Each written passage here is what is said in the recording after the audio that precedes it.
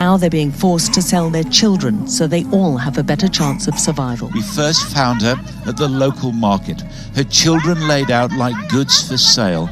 नमस्कार दोस्तों, New York time के मुताबिक अफगानिस्तान पर तालिबान के अटैक के बाद 3 महीने के अंदर अंदर दुनिया का सबसे बड़ा क्राइसिस देखने को मिला। लेकिन आखिर कैसे पूरी दुनिया में अफगानी करेंसी 3rd रैंक पर पहुंची, तो आइए जानते हैं इस वीडियो के थ्रू। तो फ्रेंड्स, मेरा नाम है हिमांशु और आप सभी का हमारे इस चैनल में एक बार फिर से स्वागत है। फ्रेंड्स, मैं आपसे एक क्वेश्चन पूछना चाहूँगा कि दुनिया का सबसे बेस्ट करेंसी क्या है। शायद आपके दिमाग में आए कि वो US डॉलर हो सकता है, या फिर ब्रिटिश पाउंड हो सकता है, या फिर यूरो जापान हो सकता है, लेकिन नहीं, वो है Afghani currency, the currency of Afghanistan, जो कि 2023 के जून के ही महीने से अफगानी करेंसी की वैल्यू 9% बढ़ गई है। दोस्तों, अफगानी करेंसी दुनिया में 3rd रैंक पर है। इन केस ऑफ करेंसी इसने कोलंबिया पीसो और श्रीलंका रुपी को भी पीछे छोड़ दिया है। चलिए आइए इसे हम और अच्छे से समझते हैं। अफगानिस्तान में तालिबान के अटैक के बाद अफगानी करेंसी कोलैप्स हो गई थी, जिसकी वजह से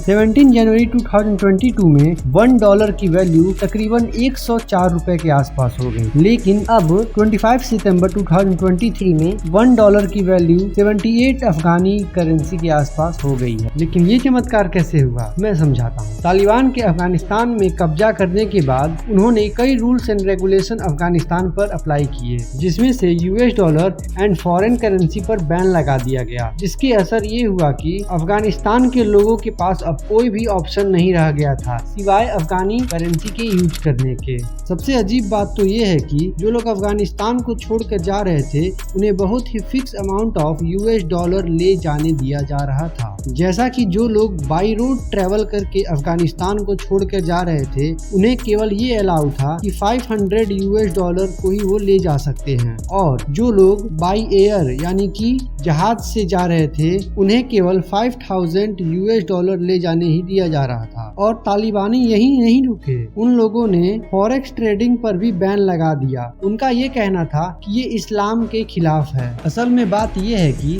उन्होंने अफगानिस्तान पर अटैक करने से पहले ही प्री मास्टर प्लान बनाकर रखा हुआ था, जिसका रिजल्ट ये हुआ कि लोग अफगानी करेंसी को यूज करने लगे, जिसकी वजह से अफगानी करेंसी की डिमांड बढ़ गई और सप्लाई कम हो गई। यही सबसे मेन रीजन था जिसकी वजह से अफगानी करेंसी की वैल्यू बढ़ गई। ये तो आप जानते ही होंगे कि मार्केट डिमांड और सप्लाई चेन पर वर्क करता है। अगर मार्केट में किसी चीज का वैल्यू बढ़ाना है या उसका दाम बढ़ाना है, तो उसका सप्लाई आप कम कर दीजिए और उसकी वैल्यू अपने आप बढ़ जाएगी। अरे रुको रुको, इसका मतलब ये मत समझ लेना कि तालिबानी अफगानिस्तान पर अटैक करके अफगानिस्तान को और अमीर बना रहे हैं। इसके बजाय वो अफगानिस्तान के कॉमन पीपल की लाइफ और खराब कर दी है। वहाँ के अनएम्प्लॉयमेंट और भी बढ़ गई है। Schools have no money to pay teachers because the banking system is inoperable and the healthcare system is near collapse. Extreme poverty continues to ravage that nation to the point that some are resorting to selling their kidneys just to feed their children.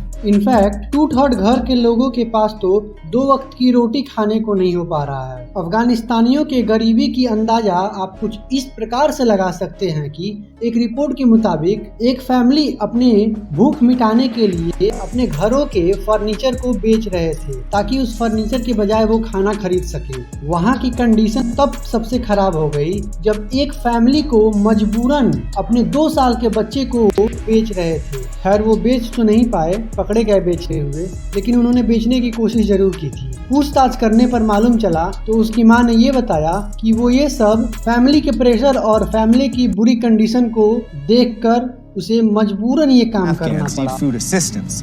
8.7 million are nearing famine. Children face acute, severe malnutrition and could starve and die this winter, far more than died in 20 years. इसलिए United nation ने कोशिश किया कि वो अफगानिस्तान का help करेगा। 2021 के and से ही 18 महीने तक यूनाइटेड नेशन ने एयरक्राफ्ट के द्वारा US डॉलर करेंसी का सप्लाई किया। अब अफगानिस्तान को उसने कितना पैसा दिया ये तो एग्जैक्ट नहीं मालूम चला है, लेकिन ये दावा किया जा रहा है कि हर हफ्ते वो अफगानिस्तान को $40 मिलियन को सप्लाई करता करता था। लेकिन यूनाइटेड नेशन ने 18 महीने के बाद अफगानिस्तान का हेल्प करना बंद कर दिया, क्योंकि जहां कोई नॉर्मल देश उन करेंसी का, उन पैसों का सही जगह पे इस्तेमाल करता, अपने देश के इंफ्रास्ट्रक्चर को बिल्ड करता, वहीं अफगानिस्तान में तालिबानी टेररिज्म को बढ़ावा दे रहे थे और वेपन्स को खरीद रहे थे। सो फ्रेंड्स, इस तरह से अफगानिस्तान के करेंसी की वैल्यू